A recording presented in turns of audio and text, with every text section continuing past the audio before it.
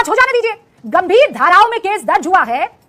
अगर दूध का दूध पानी का पानी हो जाएगा तो सबको क्लियर हो जाएगा कि कौन वेंडेटा के तहत कर रहा है और कौन जो है देश विरोधी एजेंडा चलाने के तहत पैसे लेकर देश को बदनाम कर रहा है। क्लियर हो जाएगा ना, पर जांच तो होने दें। आप एक गलत एक्शन नहीं होगा अगर ये मासूम है, अगर ये इल्जाम सही नहीं है तो इस पे कॉशन, ताकि आगे चल करके पुलिस उसको कोई टैंपर ना कर दे, टैंपर करके फंसा ना दे, जो कि हमेशा यही होता है।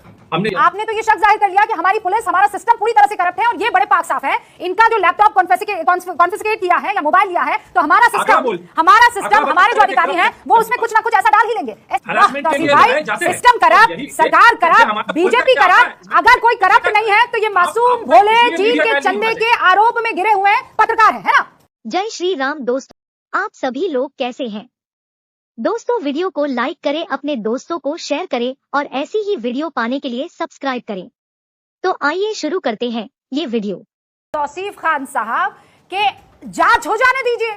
गंभीर धाराओं में केस दर्ज हुआ है।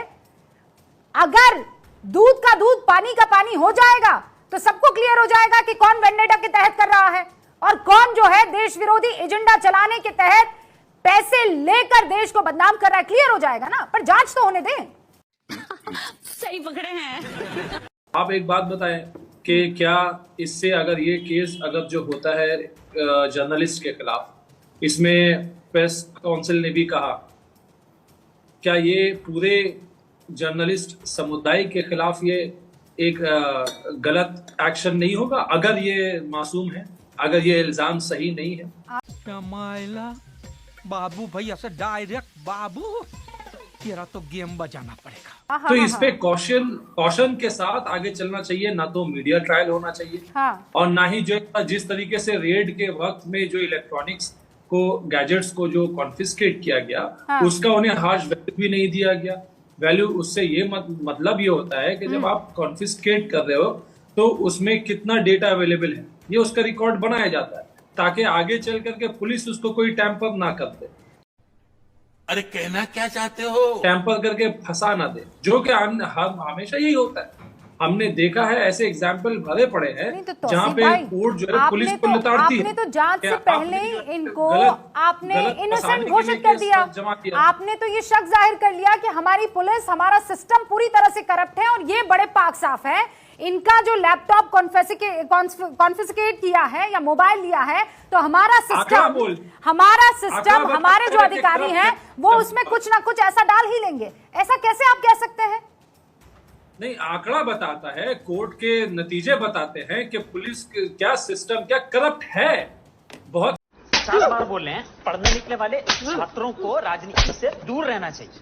पढ़ाई लिखाई में ध्यान लगाओ, IAS बनो और देश को सारे फॉल्स केसेस लगते हैं, हरासमेंट के लिए लगाए जाते हैं। सिस्टम करप्ट, सरकार करप्ट, बीजेपी करप्ट। अगर कोई करप्ट नहीं है तो ये मासूम भोले चीन के चंदे के आरोप में गिरे हुए पत्रकार है ना। क्या बात है सर, क्या बात है सर, क्या बात, ये बात है।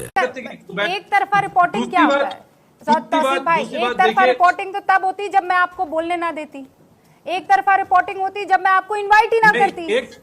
एक तरफा रिपोर्टिंग यहाँ पे तब हो रही है जब सरकार के प्रोपेगेंडे को, सरकार के नैरेटिव को चलाया जा रहा, सरकार के नैरेटिव में सारे बात बोले जा रहे हो और विपक्ष की बात को बोला नहीं जा रहा। आप देखिए रमेश, अभी देखिए बहुत सारी बातें हैं, मैं सारी बातों को उठा तो नहीं पाऊंगा, नहीं, टाइम बहुत लिमिटेड। मैं एक एग्जांपल आपको देता हूँ कि प्रधानमंत्री इतने बिजी पर्सनैलिटी है, वो किसी को इंटरव्यू देते नहीं। एक मौका मिला था, आप जब आपके प्रीवियस चैनल में आप थी तो आपको मौका मिला था। सवाल किस तरह के उठाए गए, आपने सवाल किस तरह के पूछे, आपने पूछा क्या आप सकते क्यों नहीं, और वो तो मैं वापस पूछूंगी तो नहीं तौसीफ भाई, वापस पूछूंगी क्या? हाँ, ये सवाल मैं उनसे वापस पूछूंगी कि आप इतना, मतलब इतना उम्र दराज होने के बाद भी ये आदमी थकता क्यों नहीं है?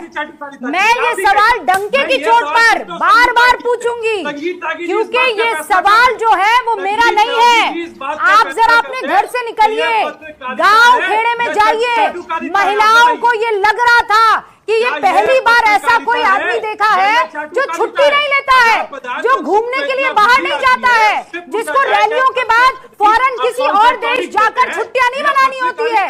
ये वो प्रधानमंत्री है जो थक ही नहीं रहा है। और ये सवाल मैं कह रही हूं आपसे, मैं दोबारा पूछूं पूछूंगी। इसे अब रही बात की तो पत्रकारिता एक कहते अंश की, हैं। इसे मैंने पत्रकारिता इंटरव्यू नहीं लिया था कहते। 1.5 आप घंटे संगीता का। जी से पूछिए। तौसीफ खान के पास इतना संगीता टाइम जी नहीं से क्या था कहेंगे? कि 1.5 घंटे का इंटरव्यू संगीता देखे। जी से क्या तौसीफ खान कहेंगे? ने वो सवाल चाटुकारिता नहीं कहेंगे पूछा, या पत्रकारिता वो सवाल कहेंगे? नहीं क्या देखा कहेंगे? जिसमें मैं पूछ रही हूँ कि अंबानी से आपका बोलिए। रिश्ता क्या है। आपको इस वो सवाल सवाल का आपने जवाब नहीं देना देखा होगा। जिसमें मैं उनसे पूछ रही हूँ कि राम मंदिर की तो बहुत आ गई बात, लेकिन आप मुसलमानों से आपका रिश्ता क्या है।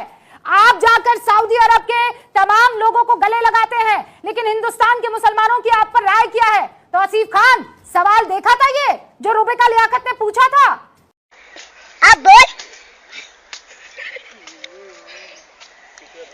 बोल याद कौन सा है तौसीफ खान को? प्रोपेगेंडा आप चलाते हैं और मैं नहीं जानती किससे अच्छा, पैसा लेकर चलाते हैं आप आपने लोग। बोला कि चाटुकारिता आपने किया। आप चाटुकारिता नहीं कहते हैं इसे, डंके की चोट पर सवाल करना कहते हैं इसे। समझे तौसीफ खान?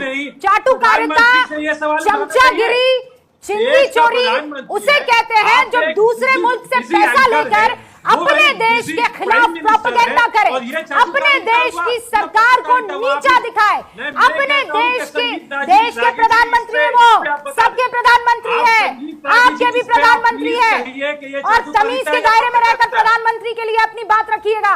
वो देश के प्रधानमंत्री है, समझे आप, कहीं और किसी मुल्क के नहीं। आप समझे?